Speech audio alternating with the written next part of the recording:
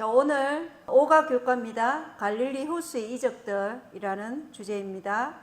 갈릴리 호수의 이적들을 우리가 알려면 여기 있는 갈릴리 호수의 지도를 먼저 보셔야 돼요. 그죠? 갈릴리 호수가 있고 그 밑에 요단강이 있고 사해가 있어요. 갈릴리 호수 주변으로는 많은 항구들이 있어요. 거의 15개 정도 된다고 그러는데 오늘 여기에 나오는 지명들이 나와요. 그리고 이 갈릴리 호수에는요, 이 전체 둘레가 약 53km, 길이가 약 21km, 그리고 너비는 약 13km, 평균 깊이가 약 26m, 가장 깊은 곳은 43m로 굉장히 크죠?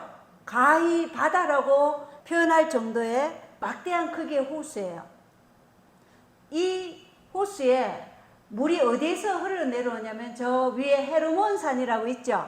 이게 시편 133편 3절에 나오는 헐몬산, 헤르몬산이에요. 그 만년설이 있는 산이에요. 항상 눈이 있는 곳, 거기에서 녹아서 내린 물이 갈릴리 호수에 떨어지는 거예요. 그 갈릴리 호수에 떨어진 물이 요단강으로 해서 사해로 흘러가는 것이죠. 근데 여기 갈릴리 호수에 보면은 가버나움이 보이죠. 가버나움, 그리고 게네사렛, 그 밑에 막달라라는 지명이 있고 그 밑에 디베라가 있어요. 그죠? 그리고 동북 쪽에 베세다가 있고 베세다 밑에 뭐가 있어요? 그라사가 있어요. 그라사 강인, 가다라라고 하기도 하는 그라사, 그 밑에 쪽에 데가볼리가 있다는 거. 오늘 이 지도를 자꾸 생각하면서 오늘 교과 내용을 생각하며 이 실제로 있는 지도를 어느 정도의 위치에 있다는 걸 알면 이 말씀이 더 입체적으로 다가와요. 실제적으로. 이 갈릴리 호수는 바다라고 할 정도의 아주 큰 호수예요. 그런데 북쪽에 있는 헬몬산의 이 차가운 공기와 갈릴리 호수의 뜨거운 공기가 온도 차이로 인한 기상 변화로 인해서 태풍이 자주 일어나는 곳이에요. 갈릴리 지역이 예수님의 주요 활동 무대였어요. 그래서 마가복음 4장은 위대한 갈릴리 사역의 시작이에요. 그리고 이 갈릴리 사역에서 처음에 복음을 선포한 곳도 나사렛 해당이에요. 그죠? 빛이 서불론과 납달리 해변에서 먼저 비춰진다고 이사야 9장 1절에 말씀하셨잖아요. 그 예언이 성취된 것이죠. 첫 이적도 어디에서 일어났어요? 갈릴리 가나에서 일어났어요. 그죠? 해당에서 제일 먼저 가르친 곳이 갈릴리 나사렛 해당이고요. 천국 복음을 전하기 시작한 것도 갈릴리 해변에서 시작한 거예요. 갈릴리는 예수님의 주 활동 무대였어요. 왜냐? 유대 땅에서는 예수님을 대적하는, 반대하는 그러한 바리새인과 서기관, 랍비들이 워낙 많기 때문에 주님께서 거기를 좀 거리를 두시고 이 갈릴리 지역에서 사역을 많이 하신 거죠. 이것은 예언의 성취이기도 하다는 것입니다. 그리고 이 갈릴리라는 뜻이 둥글다라는 뜻을 가지고 있다는 것입니다. 이 갈릴리 호수에서 이제 오늘 일어난 이적들이 7가지예요. 그 이적들을 한번 1월부터 한번 보겠습니다. 첫 번째 이적은 폭풍을 잠잠하게 하신 이적이에요. 마가복음 4장 35절부터 나오는데요. 오늘 다뤄야 할 이적들이 너무 많아서 성경절을 다 읽지는 못하거든요. 그래서 제가 설명을 하면서 성경절을 그때그때 말씀드리겠습니다. 자, 여기 폭풍을 잠잠케 하신 이 이적에 보면 예수님이 가버나움에서 뭘 했어요? 씨 뿌리는 자의 비유 이런 걸 다 설명하셨죠. 해변에서 씨 뿌리는 자의 비유, 가라지의 비유, 또 자라나는 비유 이런 걸 말씀하시고 이제 피곤하셔서 어디로 가기를 원하셔요? 가다라, 그라사 지역으로 가기를 원해요. 어디서요? 지도를 보셔야 돼. 가버나움에서 그라사로 가기를 원하시는 거예요. 그런데 이 폭풍을 잠잠케 하신 일은 가버나움에서 그라사로 가는 이 갈릴리 호수 안에서 벌어진 일이라는 거예요. 자, 가는 도중에 갈릴리 호수에서 폭풍을 만난 사건입니다. 우리가 이 사건을 볼 때 폭풍이 일어날 때 예수님의 제자들의 태도의 특징을 한번 보고 또 예수님은 어땠는지 한번 살펴보겠습니다. 첫 번째, 폭풍이 일어났을 때 특징, 제자들이 어떻게 했어요? 자기들 스스로의 힘으로 자신을 구원하려고 노력하는 데 열중했어요. 자기 스스로 자신들을 구원하려고 노력했다. 누구를 잊어버렸어요? 예수님을 잊어버렸어요. 분명히 같이 왔는데도 불구하고 예수님을 잊어버렸어요. 언제까지 잊어버렸죠? 멸망 직전까지 잊어버린 거예요. 배가 이제 가라앉기 시작하는 데까지 잊어버린 거예요. 우리가 이러한 상황을 만날 때 우리를 봐야 돼요. 예수님의 제자가 우리니까. 우리가 어떠한 폭풍을 만났을 때, 상황 가운데서 어떤 시련을 만났을 때 우리도 지금 이렇게 한다는 거예요. 멸망 직전까지 내 힘으로 해보려고 애쓴다는 거예요. 누가 있는데도? 예수님이 있는데도 이렇게 한다는 거예요. 이게 첫 번째 특징이에요. 두 번째 특징은 뭐냐? 멸망 직전에 가서야 예수님이 있다는 것을 기억하는 거예요. 멸망 직전에 가서. 참 아이러니죠. 같이 타고 분명히 왔고 그분의 능력을 봤잖아요. 그죠? 그런데도 멸망 직전에 가서야 예수님이 함께 계심을 그때야 기억한다는 것이에요. 그러니까 희망이 완전히 사라지고 자신의 힘으로 해볼 거 다 해보고 그리고 나서야 예수님을 기억한다는 거. 제자들뿐만 아니라 우리가 정말 예수님과 항상 동행하지 않으면 우리도 이러한 상황에 처할 수 있다는 거예요. 그런데 그들이 왜 잊었어요? 자신의 힘을 의지했기 때문에 잊었잖아요. 자신의 힘으로 뭔가를 해보려 할 때 우리의 평안은 파괴되는 거예요. 예수님이 거기에 없으니까. 내 힘으로 해보려니까 예수님이 없는 거예요. 참 중요하죠. 그러면서 제자들이 선생님이여 우리가 죽는 것을 돌아보지 아니하시나이까 하며 이랬어요. 그때서야 선생님, 아니 본인들이 찾지를 않았는데 예수님께 왜 예수님 당신은 우리를 돌아보지 아니하시냐 이렇게 말하고 있는 거죠. 제자들이. 이게 예수님께 대한 사람 믿음으로 부르짖는 거예요. 이때서야 이제 기억해서. 이게 사실은 예수님께 우리가 하는 기도죠. 주님 우리를 돌아봐 달라는 기도. 근데 이게 좀 더 일찍 우리 힘으로 하지 말고 예수님께 좀 더 일찍 했더라면 그들이 얼마나 많은 실망에서 건짐을 받았을까 그런 생각을 해봐요. 그런데 이러한 부르짖은 영혼은 결코 무시당하지 않고 예수님으로부터 도움을 받는다는 것입니다. 중요한 것은 예수님이 폭풍이 몰아치고 할 때는 깨지 않았어요. 어떨 때 깼어요? 제자들이 부르짖을 때 깨셨다는 거. 그러니까 예수님은 우리의 기도에 응답하시는 분이라는 거예요. 우리가 부르짖으면 예수님은 그 부르짖음에 응답하신다. 그런데 여기 반대로 예수님은 그 폭풍 가운데서도 굉장히 평안했어요. 그래서 예수님의 평안은 어디에서 온 것인가 우리가 이것을 살펴볼 필요가 있어요. 시대의 소망에는 이렇게 되어 있어요. 시대의 소망 잠잠하라 고요하라. 거기에 그분께서는 당신이 가지신 전능하신 능력에 의뢰하지 않으셨다. 그분께서 조용히 쉬신 것은 땅과 바다와 하늘의 주의 입장에서 하신 것이 아니었다. 그 능력을 그분은 버리셨던 바 내가 아무것도 스스로 할 수 없노라고 요한복음 5장 30절에 말씀하셨다. 그분께서는 하늘 아버지의 능력에 의뢰하셨다. 예수께서 쉬신 것은 믿음, 곧 하나님의 사랑과 돌보심을 믿는 믿음 안에서였으며 폭풍을 잔잔하게 한 그 말씀의 능력을 하나님의 능력이었다. 폭풍을 잔잔케 한 그 능력은 하나님의 능력이었다는 것입니다. 예수께서 믿음으로 아버지의 보호 안에서 쉬신 것처럼 우리도 구주의 보호 안에서 쉬어야 한다. 이렇게 되어 있어요. 그러니까 예수님의 믿음은 전적으로 아버지를 의뢰하는, 아버지께 자신을 의탁한 그 믿음이었다는 것이죠. 예수님과 제자들을 대조해 봤을 때 예수님은 아버지에 대한 전적인 믿음을 가졌다면 우리는 어떤 믿음을 가져야 돼요?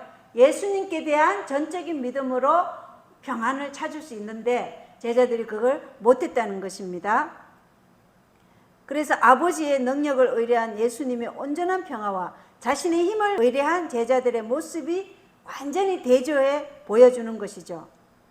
많은 사람들이 예수님을 따른다고 공언을 하지만 자신을 하나님께 의탁하기를 두려워함으로 불안하고 괴로운 마음을 가지고 있다고 이 시대의 소망 330쪽에 나와요.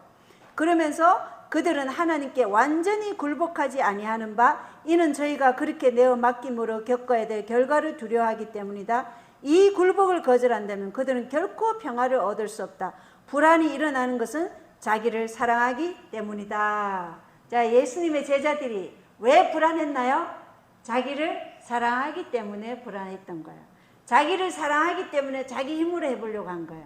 그러나 모든 것을 우리가 주님께 맡기면 내 힘이 아니라 주님의 힘으로 하면 주님께서 우리를 건지신다는 것입니다. 자, 세 번째, 폭풍이 일어날 때 그들의 태도가 예수님의 음성에 성난 파도가 가라앉았어요. 그죠? 그리고 예수님께서 어떻게 하셨어요?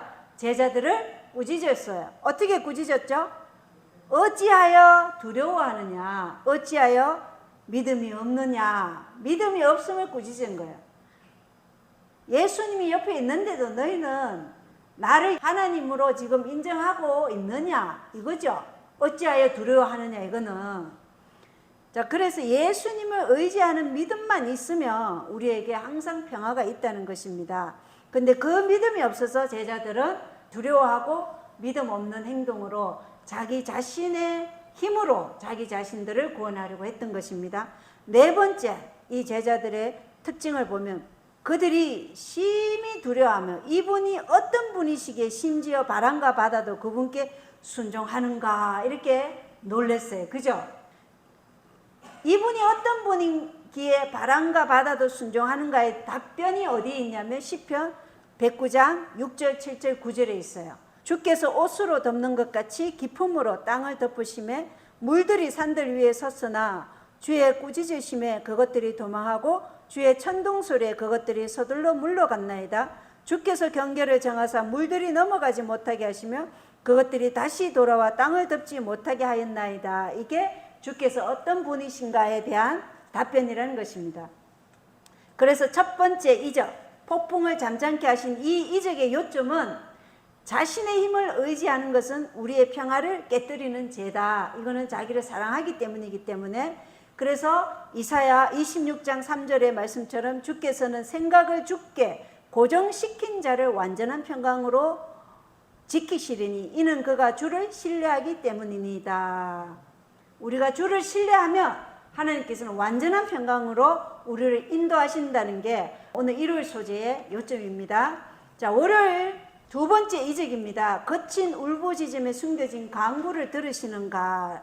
두 번째 이적은 가버나움에서 지금 그라사로 오는 중에 갈릴리 호수 안에서 태풍을 만났죠. 이제 그들이 어디에 온 거예요? 그라사 강인이 있는 곳에 온 거예요. 자, 이쪽 갈릴리 호수를 통해서 이쪽이 동편이에요. 이쪽이. 그리고 게네사렛, 가버나움, 막달라, 디베라는 다 서쪽이에요. 이 서쪽은 유대인들이 많이 살고 이 동쪽은 이방인들이 많이 살아요. 그래서 예수님이 쉬고 싶어서 어디로 가신 거예요? 동쪽, 이방인들이 많이 사는 동쪽 그라사 쪽으로 지금 이동하신 겁니다. 이 두 번째 이적에서 우리가 볼 수 있는 것은 그들은 밤새 뭘 만나서 폭풍을 만나고 씨름하고 이제 그라사 해변에 발을 딱 디뎠어요. 그런데 시대의 소망에는 이른 아침에 예수님과 제자들이 바닷가에 발을 딛자마자 경로한 태풍보다 더 무서운 광경이 저희 눈앞에 전개됐다. 이렇게 해요. 이건 태풍보다 더 무서운 거예요. 그게 전개됐다는 거예요. 자, 그래서 이 그라사 강인에서 보는 특징들을 한번 보겠어요. 두 번째 이적의 특징. 첫 번째는 강인들의 상태가 억제할 수 없는 정욕과 끔찍한 유혹의 노예가 된 상태라는 거예요. 그 상태를 시대의 소망에는 어떻게 말씀해 주시냐면 무덤 사이에서 두 명의 강인이 몸에는 쇠사슬을 걸치고 돌로 상하게 한 몸은 찢어져 피가 흐르고 사람의 면모는 볼 수 없고 사단으로 말미암아 말살된 야수에 가까우며 이를 갈고 입에 거품을 뿜으면서 마치 저들을 갈기갈기 찢기라도 한 것처럼 달려든 그게 강인들의 모습이었다는 것이에요. 한번 생각해 보십시오. 우리가 해변에 좀 쉬러 갔는데 거기서 이런 강인을 발을 딛자마자 만난 거예요. 여기 지금 마가복음에는 강인이 한 사람인 것처럼 나오지만 마태복음 8장에는 강인이 두 사람이라고 되어 있어요. 그래서 두 번째 이적에서 첫 번째 특징은 강인들의 상태가 너무나 끔찍하다는 것입니다. 그 다음 두 번째 특징은 강인들이 예수님이 자신들을 도와줄 수 있는 분으로 인식하고 경배했다는 거예요. 예수님께 달려와 그분께 경배했다 이렇게 나와요. 그런데 이 강인을 보고 제자들은 어디로 갔어요? 다 도망갔어요. 도망갔어요. 가다가 돌아보니까 누가 없어요? 예수님이 안 계셔. 그래서 어떻게 해요? 다시 예수님께로 돌아왔어요. 그때 강인은 이분이야말로 자신들을 도와줄 수 있는 분이다 이러고 예수님께 경배했다는 것입니다. 중요하죠? 그리고 세 번째 특징이 뭐냐면은 강인들이 큰 소리로 부르짖어요. 아까 제자들이 부르짖었죠? 이 강인들도 큰 소리로 부르짖어요. 어떻게 부르짖으냐면 예수님을 지극히 높으신 하나님의 아들 예수님이라고 하면서 그분께 나오는 거예요. 그러니까 이 강인들이 뭐예요? 예수님을 하나님으로 인정한 거예요. 그러면서 도와달라고 부르짖는 거예요.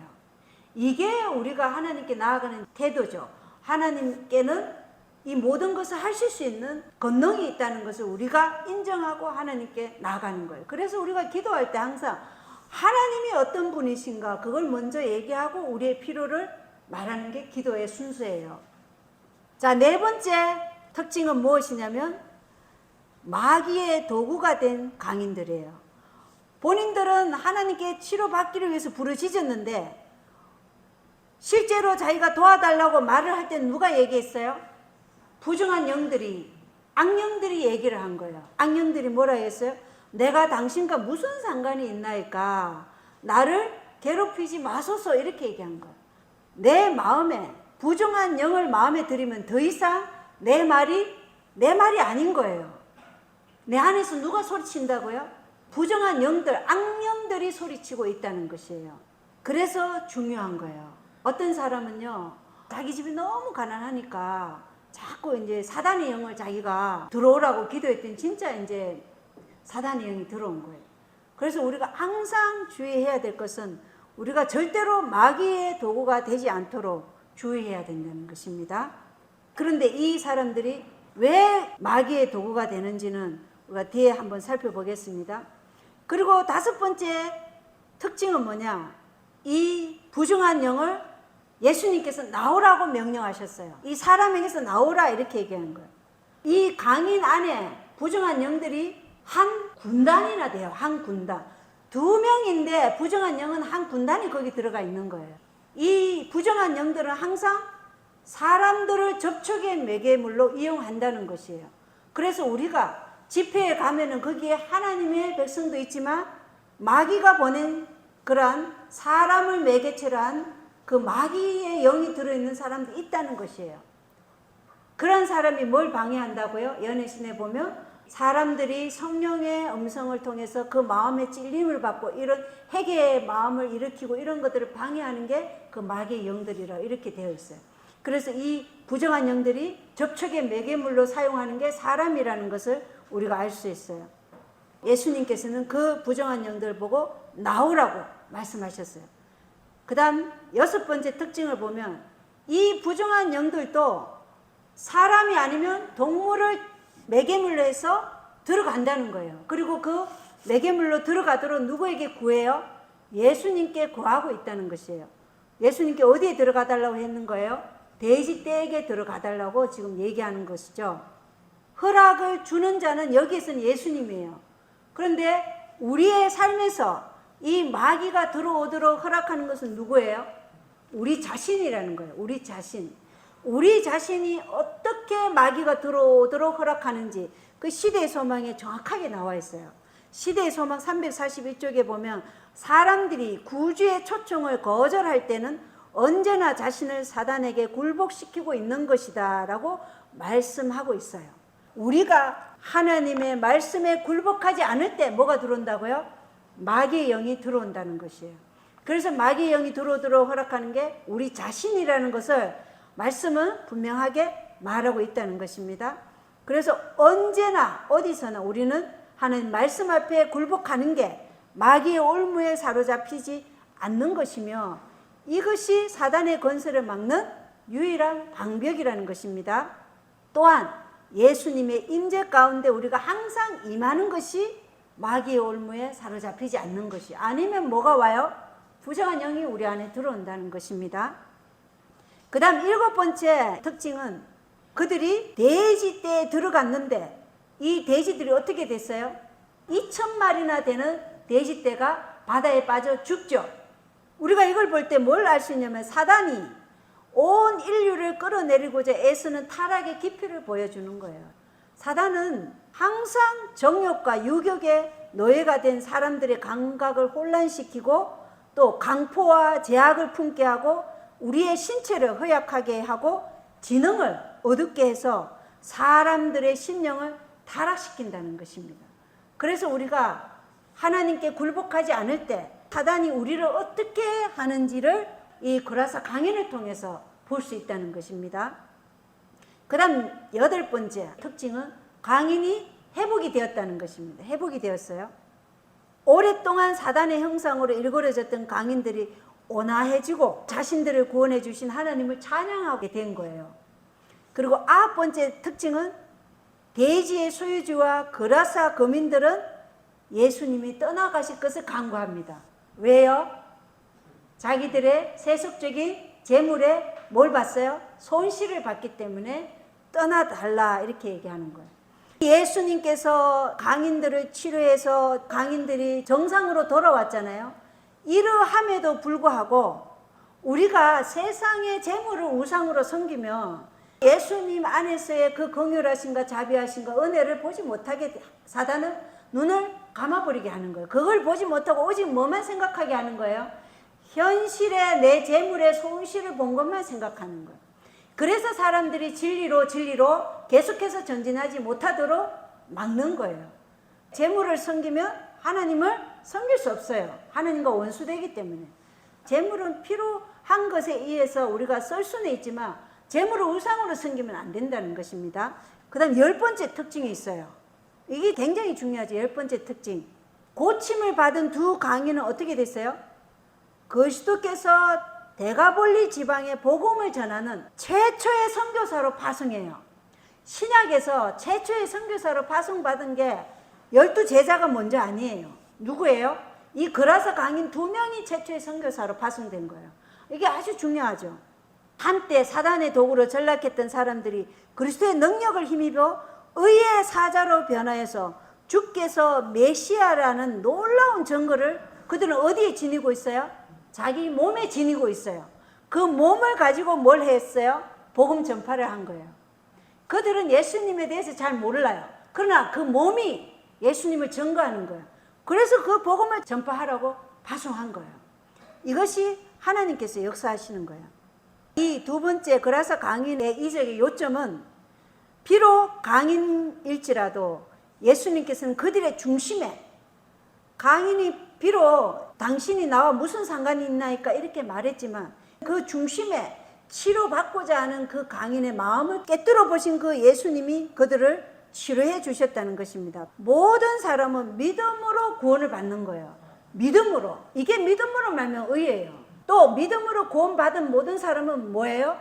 예수님을 증거하는 선교사로 파송받는다는 것입니다. 우리가 다 이 선교사로 파송받는 거예요. 그라사의 강인의 경험은 없지만 우리는 지금 구약과 신약의 복음의 말씀과 예언의 신을 통해서 이 그라사 강인보다 더 많은 빛을 가지고 있잖아요. 그죠? 그래서 누구라도 선교사로 파송하신다는 것을 어디에요? 그들이 살고 있는 지역에서 하라는 것이죠. 그래서 이 그라사 강인들은 자기 지역 데가볼리에서 그 기별을 전했다는 것입니다. 자, 화요일 3번째 이적입니다. 3번째 이적은 예수님과 함께 딴 롤러코스터랍니다. 3번째 이적은 야이로의 딸이 살아난 이적이에요. 죽었던 야이로의 딸이 살아난 이적입니다. 그라사 거민들이 예수님을 떠나가라고 했죠. 지도에서 보면 그라사는 갈릴리 동편이에요. 동편에서 다시 어디로 가냐면 가브나움 서쪽 편으로 지금 이동하는 거예요. 또다시 배를 타고 이동하는 겁니다. 지금 예수님은 그라사에서 가브나움 쪽에서 어디로 가시냐면 레이 마테의 집에 초청받아서 간 거예요. 이 해당장 야이로가 레이 마테 집에서 예수님께 간청한 이야기가 바로 자기 딸을 살려달라고 한 것이에요. 이때 살려달라고 할 때는 딸이 죽지 않았죠. 아직 살아있는데 죽을 것 같으니까 이제 예수님께 나와서 살려달라고 얘기하는 거예요. 그라사 강인을 지나서 가브나움 레위 마태 집에서 예수님은 해당장의 집으로 지금 이동하는 이야기죠. 해당장 야이로의 죽은 딸을 살린 이 이적의 특징을 한번 보면, 첫 번째, 이 해당장 유대인 야이로는 겸손하게 주님의 발에 엎드렸다 이렇게 되어 있어요. 그 시대의 해당장이라 그러면은 굉장히 거만하고 아주 예수님을 볼품없는 그런 사람으로 보는데, 이 사람은 그렇지 않았다는 거예요. 겸손하게 그분의 발에 엎드렸다. 이게 해당장 야이로의 특징이에요. 첫 번째 특징. 그러면서 그는 뭐라고 했냐면 내 어린 딸이 죽게 되었다고 구원해 달라고 애원합니다. 간절히. 베드로전서 5장 6절에 보면 그러므로 하나님의 강한 손 밑에서 스스로 겸손하라. 그리하면 정하신 때에 그분께서 너희를 높이시리라. 이렇게 말씀하셨어요. 그리고 잠언에도 15장 33절에 명예에 앞서 겸손이 있느니라. 그래서 하나님 앞에 우리가 겸손함으로 그분께 구원해 달라고 탄원할 때 주님께서는 그 마음을 받아주신다는 것입니다. 그리고 두 번째, 이 해당장 야이로의 특징은 크게 간청하여 이렇게 되어 있어요. 크게 간청하여. 아까 제자들도 크게 부르짖었고 강인들도 크게 부르짖었다 그랬죠. 크게 간청하여, 이게 기도예요. 크게 간청했다는 것은 절박한 심령으로, 예수님이 도와주지 않으면 내 딸이 죽는다는 그 절박한 심령으로 주님께 나왔어요. 예수님이 안수만 해주면 내 딸은 살 것이다. 이 믿음으로 나온 거예요. 믿음으로. 이것도 마찬가지로 믿음으로 말미암는 의예요. 그 다음 세 번째, 야이로 해당장 집에 가는 길에 누구를 만났어요? 혈류병 여인을 만났어요. 그리고 그 혈류병 여인이 고침을 받았어요. 그 사이에 해당장 야이로의 딸이 죽었다는 정보가 온 거예요. 그리고 네 번째 특징은 뭐냐? 예수님이 딸이 죽었다는 그 말을 듣고 두려워하지 말고 믿기만 하라는 그 말씀을 하신 거예요. 두려워하지 말고 믿기만 하라. 그래서 이 야이로는 어떻게 했어요? 예수님의 말씀을 믿음으로 붙잡고 같이 간 거예요. 이게 믿음이에요. 우리 같으면 딸이 죽었는데 더 이상 예수님 괴롭히지 말라. 그러면 쉽게 포기할 수 있죠. 그런데 하나님께서는 우리가 쉽게 포기하지 말라고, 두려워하지 말고 믿기만 하라 이렇게 말씀하신 거예요. 그러니까 우리가 어떤 일을 할 때 내 생각으로 믿음 없는 소리를 하면 안 된다는 거예요. 믿기만 하라. 그 믿음을 붙잡고 야이로는 나간 거예요. 그래서 다섯 번째, 그 집에 도착했을 때 예수님이 야이로의 딸에게 소녀야 일어나라 이렇게 말했을 때 그 음성이 그 야이로의 딸을 살린 거예요. 이 믿음을 활용하는 법을 우리가 배워야 돼요. 우리의 현실적으로는 불가능한 일일지라도 우리가 그 약속의 말씀을 붙잡을 때 이 믿음은 기적을 일으킨다는 것이에요. 이게 기적이에요. 이게 이적이에요. 이게 세 번째 이적이에요. 죽은 자가 살아나는 이적을 우리가 믿음으로 그것을 붙잡았을 때 일어난다는 거예요. 그래서 이 세 번째, 해당장 야이로의 딸이 죽었다가 살아나는 이적에서 우리가 볼 수 있는 요점은 무엇이냐? 우리가 예수님에 대한 이 믿음을 활용하는 법을 배우면 죽은 딸이 살아나는 그 기적도 일어난다는 것이에요. 이 믿음을 지금 우리에게 소유하라는 것입니다. 지금 우리는 이 믿음으로 하나님께 나아가야 된다는 것이에요. 그 다음에 네 번째 이적은 뭐예요? 12년간 혈류병 앓는 여인이 고침을 받은 일이에요. 이 여인은 바로 우리들을 상징해요. 왜냐?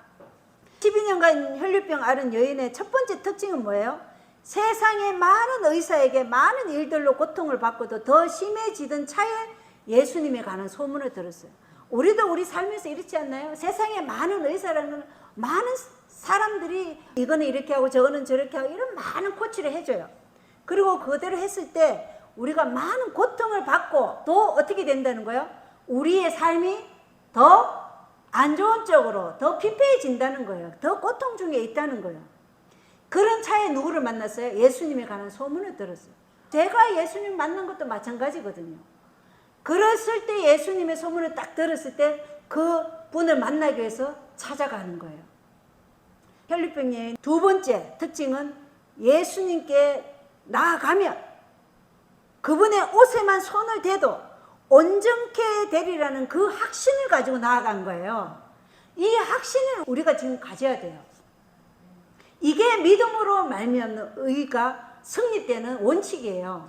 그래서 이 여인의 경로를 보면요, 이 여인이 해변가에도 있었어요. 해변가에. 그리고 레위 마태의 집에도 있었어요. 사람들이 너무 많으니까 이 여인에게 기회가 없었던 거예요. 그런데 예수님이 해당장 야이로의 집에 간다니까 거기를 따라 나온 거예요.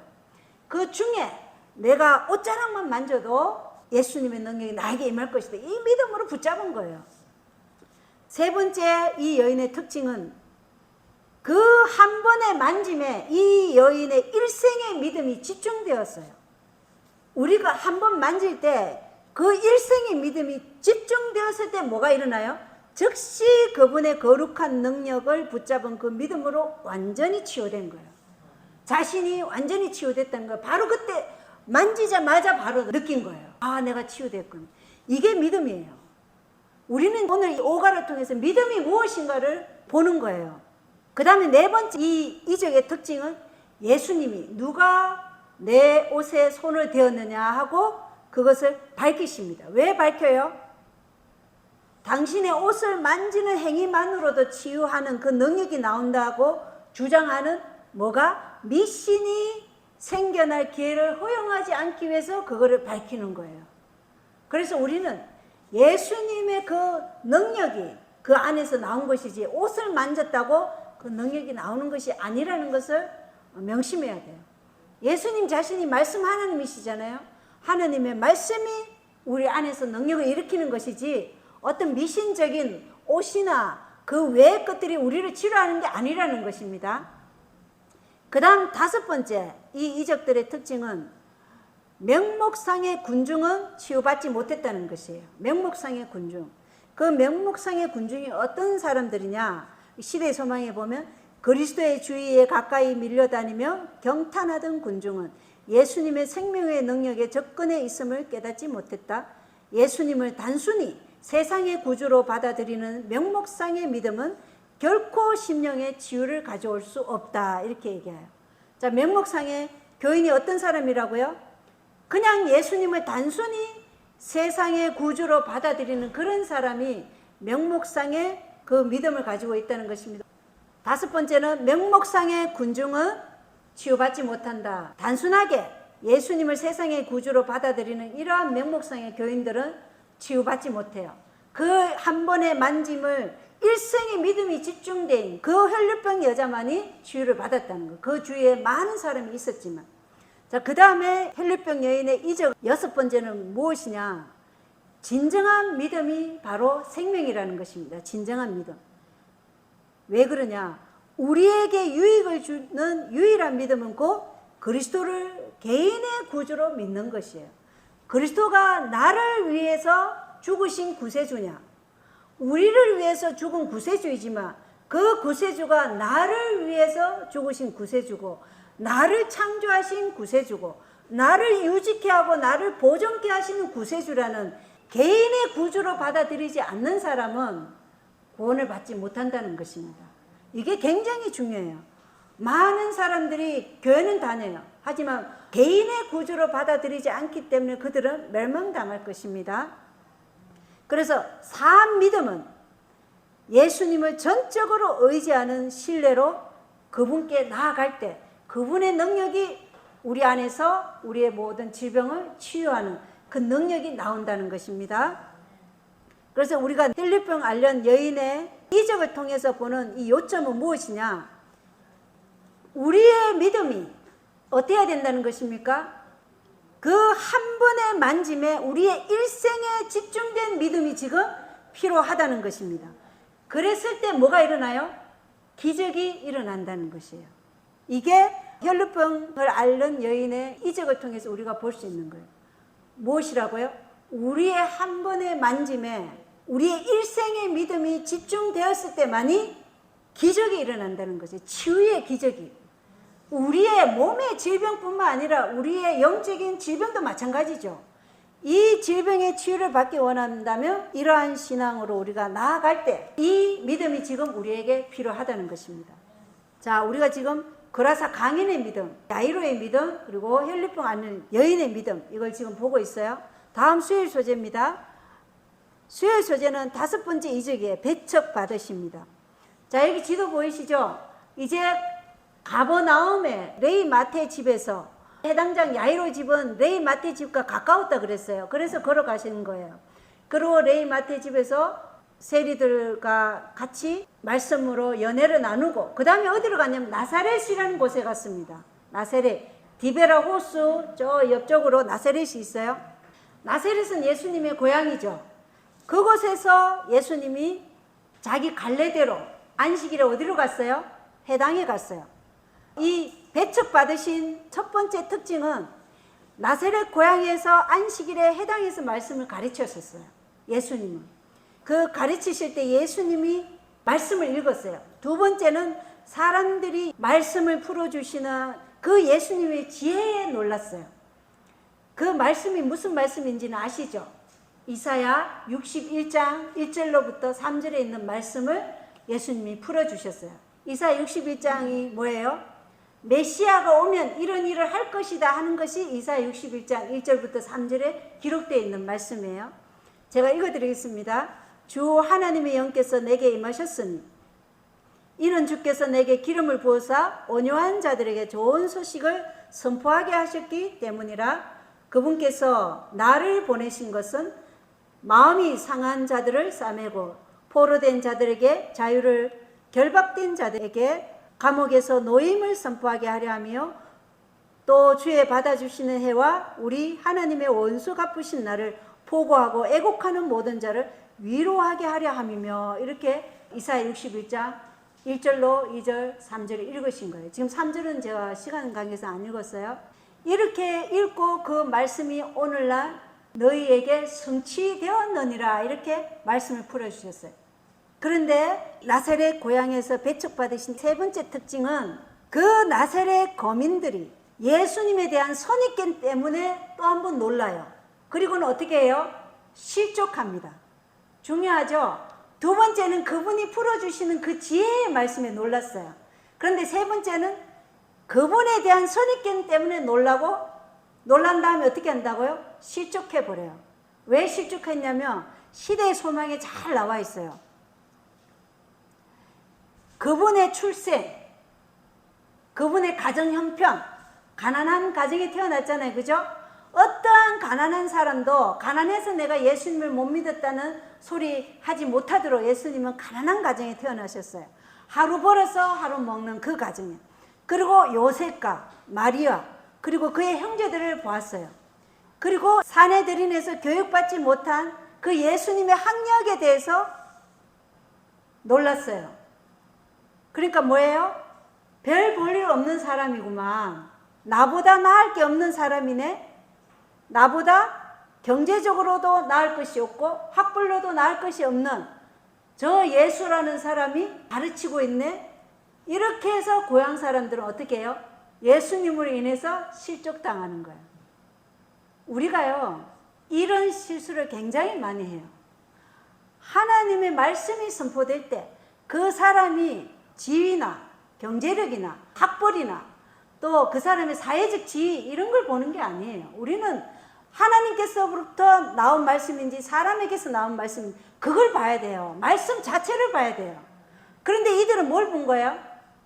예수님의 현실, 처해 있는 형편, 그분의 가정 형편, 그분의 가족들, 그분의 경제적인 여건, 그분의 학벌 이런 걸 본 거예요. 그러니까 어떻게 했어요?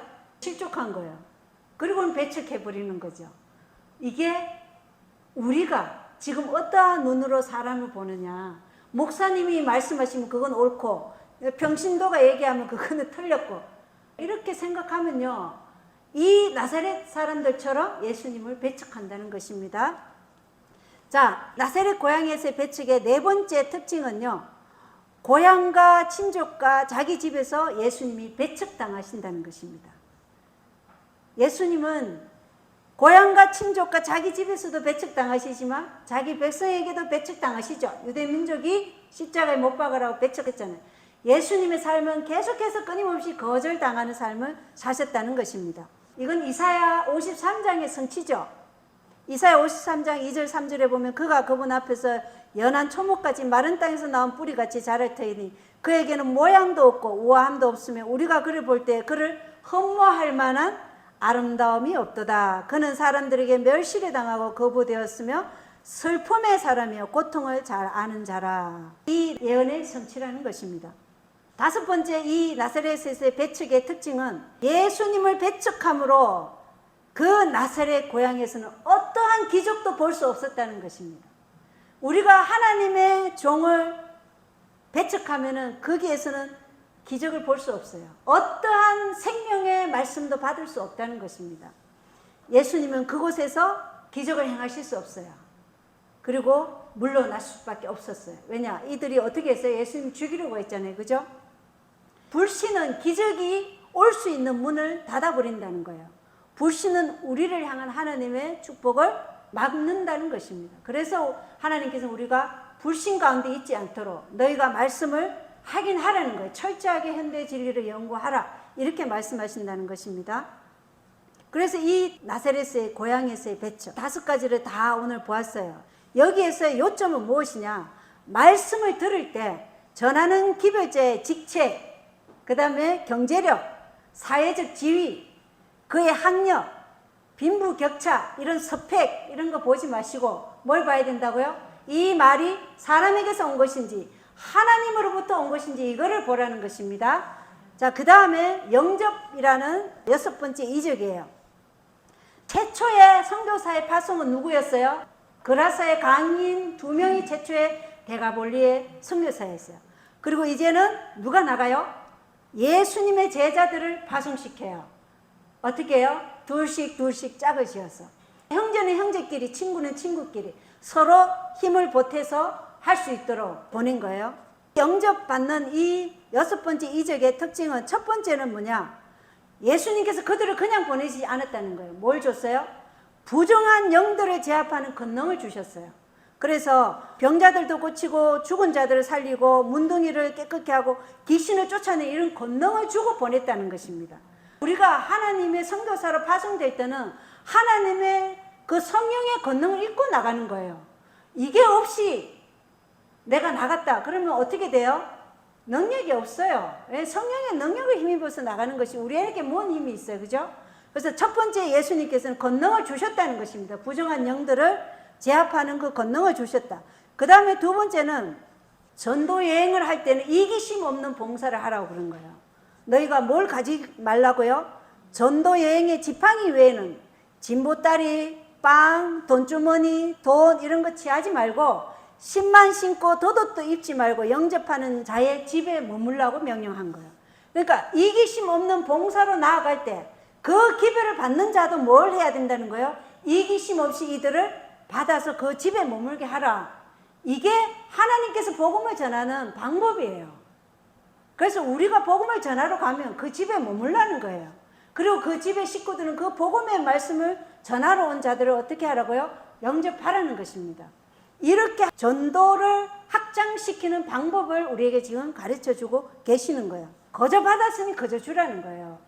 그리고 제자들이 파송될 때 어디에 갔어요? 이방인 곳에 갔나요? 아니에요. 먼저 어디에 가야 돼요? 잃어버린 유대 백성에게 간 거예요. 만약에 이들이 이방인에게 먼저 갔다면 서기관과 바리새인들 예수님을 대적하는 그 무리들이 엄청난 무리를 일으켜서 아마 이 예수님의 사역을 막았을 것입니다. 그래서 유대인들에게 먼저 갔다는 것입니다.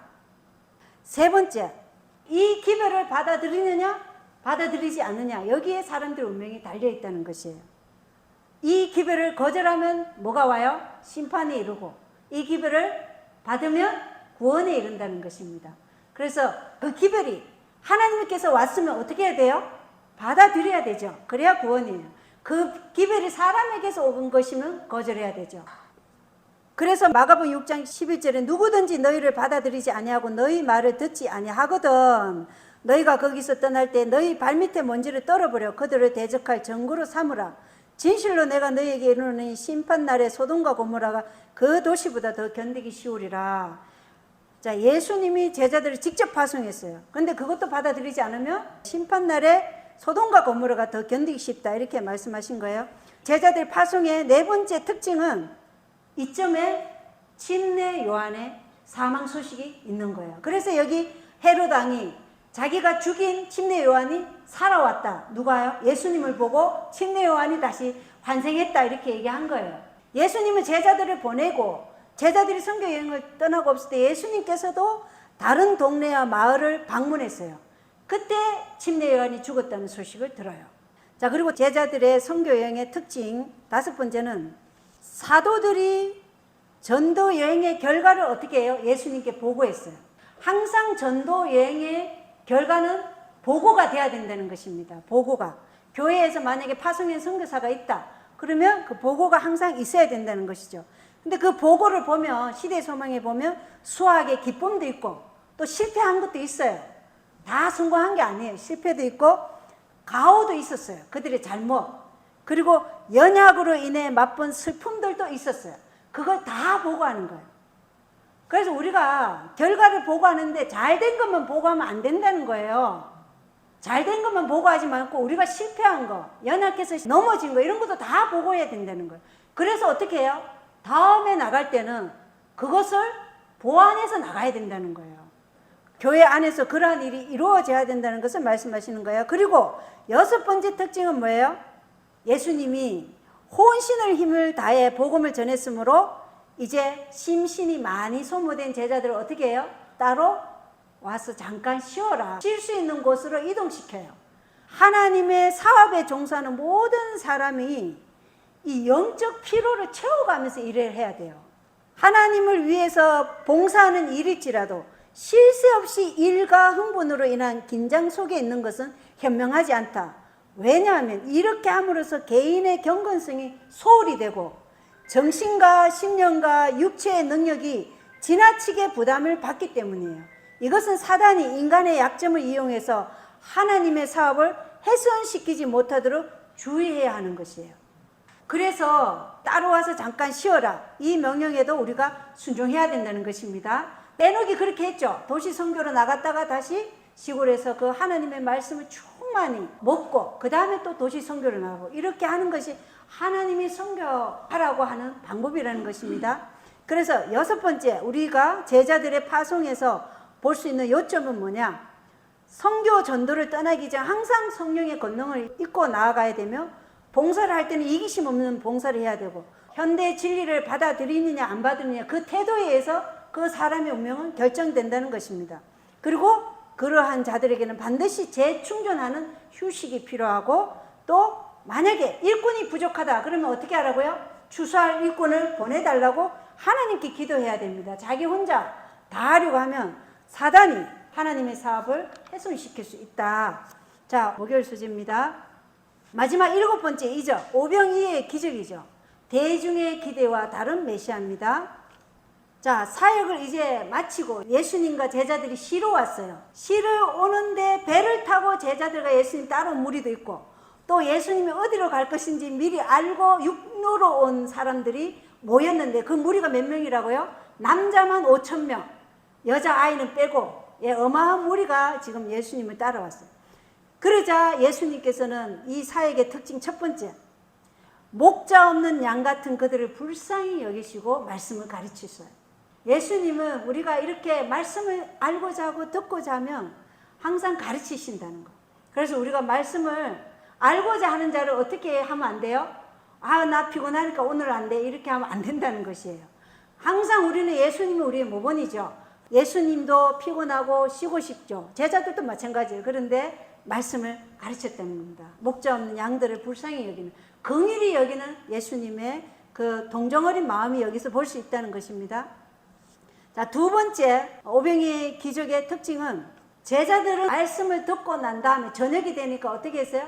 이 사람들을 빨리 보내고 자기도 쉬고 싶으니까 예수님 이들을 보내서 그들이 빵을 사서 먹게 하라, 이렇게 얘기한 거예요. 그때 예수님께서 너희가 그들에게 주어 먹게 하라, 이렇게 얘기한 거예요. 그때 누가 불신의 말을 했어요? 빌리비. 이들을 먹이려면 몇 데나리온? 200데나리온이 필요한데 우리 능력으로는 안 된다 이렇게 얘기한 거예요. 자, 예수님이 이제까지 바다를 잠잠케 하시고 이런 이적들을 다 보았어요. 그래도 그들은 누구의 능력만 지금 생각하는 거예요? 자신들의 능력만 생각하는 거예요. 이게 우리의 한계점이에요. 그죠? 우리는 어떠한 순간에도 우리 자신을 보면 안 돼요. 누굴 봐야 돼요? 예수 그리스도를 봐야 돼요. 예수님은 무엇이든 하실 수 있다. 그리고 네 번째 특징은 예수님께서 빵 몇 개가 있느냐 가서 보라 이랬어요. 네한테 있는 그 네 능력을 보지 말고 가서 살펴보라 이런 거예요. 그랬을 때 어린 아이가 가지고 온 도시락 보리빵 5개와 물고기 2마리를 안드레가 가져왔죠. 그래서 그것을 예수님께 드렸어요. 5번째 오병이의 기적의 특징은 예수님의 손안에서 기적이 이루어진다는 거예요. 예수님께서 우리에게 자원을 제공하시면서 세상으로 가서 제자 삼으러 가실 때 예수님이 그 능력을 우리에게 주시듯이 제자들은 예수님의 손안에서 이루어진 그 능력의 빵과 물고기를 누구에게 나눠줘요? 회중에게 나눠주는 거예요. 50명씩 100명씩 앉혔죠. 그래서 우리는 우리 안에 있는 것을 나눠주는 게 아니죠. 우리가 복음을 선포할 때 누구에게서 받은 걸 선포하는 거예요? 하나님에게서 받은 것을 선포하는 거예요. 받지 않은 것을 나눌 수 있나요? 절대로 없다는 것입니다. 받은 것을 나누는 것이 하나님과 백성 사이에 있는 우리가 교통의 통로라는 것이에요. 받은 것을 나눠요. 받지 않은 것은 나눌 수가 없어요. 내가 거듭나지 않는데 거듭나면 어떻게 외쳐요? 내가 믿음으로 말미암아 의가 없는데 어떻게 믿음으로 말미암아 의를 외치겠어요? 그건요 드러납니다. 말씀 속에서 지식만으로 하는지 자기가 경험으로 한 것인지 그거는 드러나요. 자, 6번째 예수님께서 제자들을 강건하셔서 이제 어디로 가요? 벳세다로 보내시고 기도하러 산으로 떠나셔요. 이 회중들이 해변가로 왔는데 예수님께서 그들을 다시 보내세요. 그리고는 예수님은 산으로 기도하러 가셨어요. 왜 그랬어요? 오병이의 기적을 맛본 사람들이 예수님을 왕으로 추대하려고 했어요. 그래서 영적 왕국의 방해꾼들을 해산시켜 버린 거예요. 그러니까 제자들이 얼마나 불평, 불만, 또 불신, 그들은 명예욕에 지금 타고 있는데 너무나 안타까운 거예요.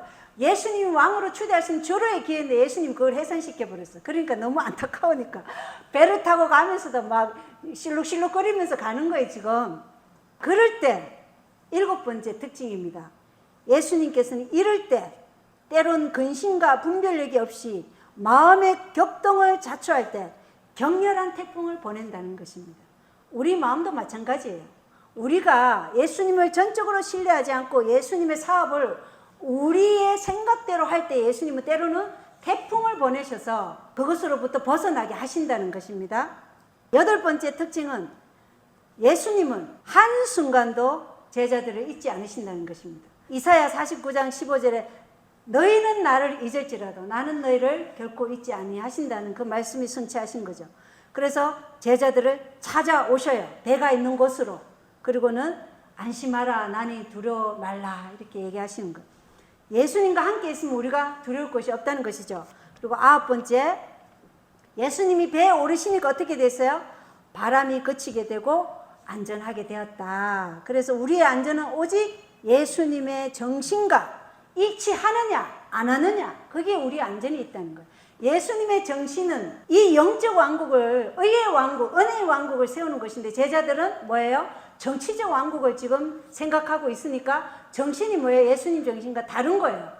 자, 그래서 마지막 이 오병이의 이적에서 우리가 볼 수 있는 요점은 주님의 손안에서 권능이 이루어지므로 우리는 항상 예수님의 손을 잡고 그 시대에 현대 진리를 철저히 연구해야 돼요. 왜냐? 우리가 현대 진리를 철저하게 연구하지 않으면 이들처럼 누구를 기다려요? 다른 메시아를 기다리다가 실망해서 넘어진다는 것입니다. 그래서 현대 진리를 철저히 연구해서 재림을 사모하는 그리스도인이 되어야 된다는 것이 오늘 이 목요일 오병이의 기적의 요점입니다. 오늘 교과 마치겠습니다. 감사합니다.